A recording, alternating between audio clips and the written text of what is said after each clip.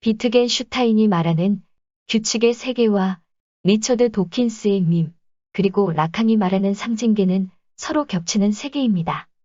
밈은 인간의 삶 중 상징계에서 작동하는 것으로 사람들의 삶에서 규칙처럼 작동합니다. 대부분의 사람들은 그 사회의 지배적인 규칙을 맹목적으로 따르며 살아가지만 어떤 사람들은 새로운 규칙을 만들어서 살아가기도 합니다. 석가모니는 카스트라는 신분제의 규칙이 관통하는 사회에서 평등이라는 새로운 규칙을 제시하였고, 당시에 인간 취급을 받지 못했던 불가촉 천민이나 여성들까지 모두 제자로 받아들이고 승단에서 평등한 관계로 수행 생활을 하게 하였습니다. 세종대왕은 우리 역사에서 길이 남을 많은 업적을 이룬 군주입니다. 세종대왕의 업적 중에서 한글은 특정한 인물에 의해 새로운 문자가 창제된 것으로 창제 역사와 원리가 설명되어 있는 유일한 문자입니다. 한글을 창제한 목적도 한자를 배우기가 어려웠던 백성을 위한 것으로 세종대왕은 애민정신이 투철한 성군이었습니다.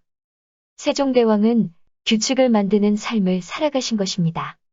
하지만 다른 한편으로는 규칙을 따르는 삶에도 충실하였습니다.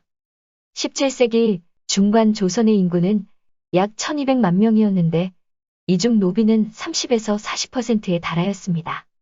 경국대전 형조 규정에는 16세에서 50세의 노비의 가격이 저와 4천장이고 15세 이하 50세 이상은 저와 3천장이라고 기록되어 있습니다. 노비는 양반들의 재산으로 취급되었고 매매가 가능하였습니다. 고려 시대의 경우 노비는 전체 인구의 10% 미만이었던 것으로 추정됩니다. 고려 시대의 노비는 일천즉천, 즉 부모 중 한 명만 노비이면 자녀도 노비가 되었는데 노비와 양인의 결혼은 불법이었습니다.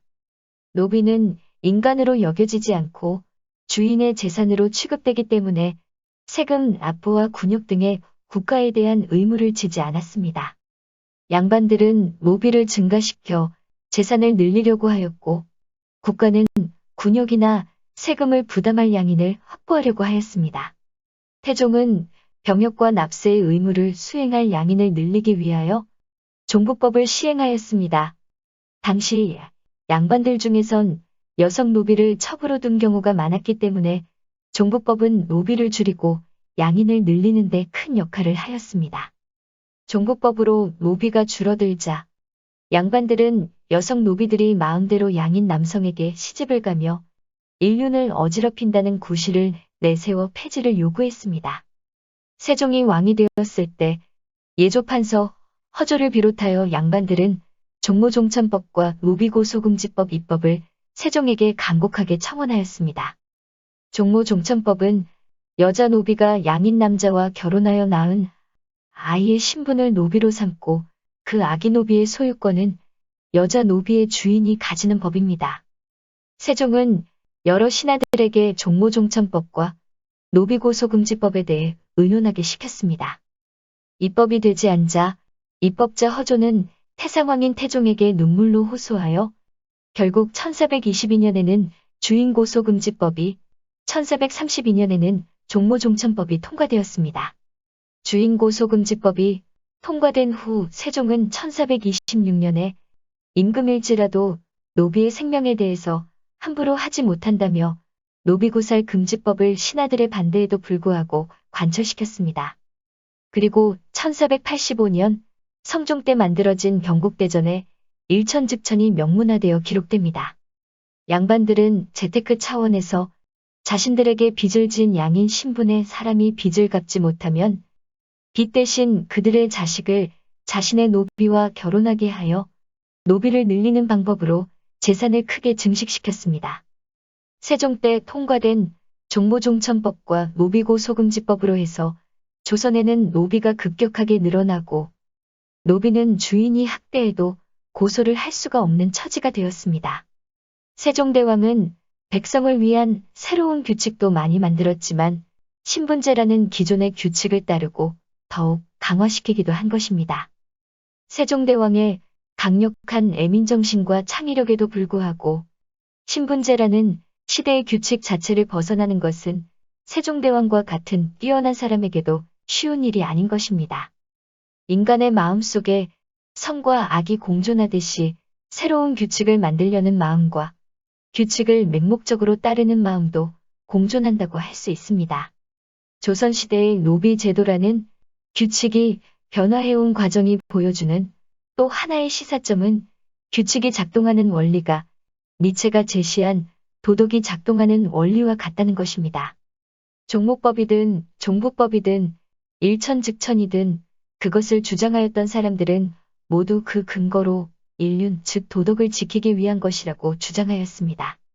도덕과 규칙이 그 행위로부터 이익이 되는 사람들에 의해 만들어지는 것이라면 우리는 우리가 행복해지기 위해서 그 도덕과 규칙이 궁극적으로 나 자신에게도 이득이 되는지를 판단할 필요가 있습니다. 오늘날 우리는 법을 만드는 국회의원과 국가원수인 대통령을 직접 선출할 수 있는 1인 1표의 권리를 가지고 있습니다. 우리는 우리가 살아가는 사회의 규칙을 우리가 만들 수 있는 권리를 지니게 된 것입니다. 그 권리는 모든 국민이 나누어 가지고 있고 다수결로 결정이 되기 때문에 내가 원하는 규칙을 만들기 위해서는 다수의 마음을 움직일 수 있어야 합니다. 정치의 영역뿐만 아니라 경제의 영역에서도 이윤 극대화를 위해 사람들의 마음을 사로잡기 위한 노력은 치열하게 전개되고 있습니다.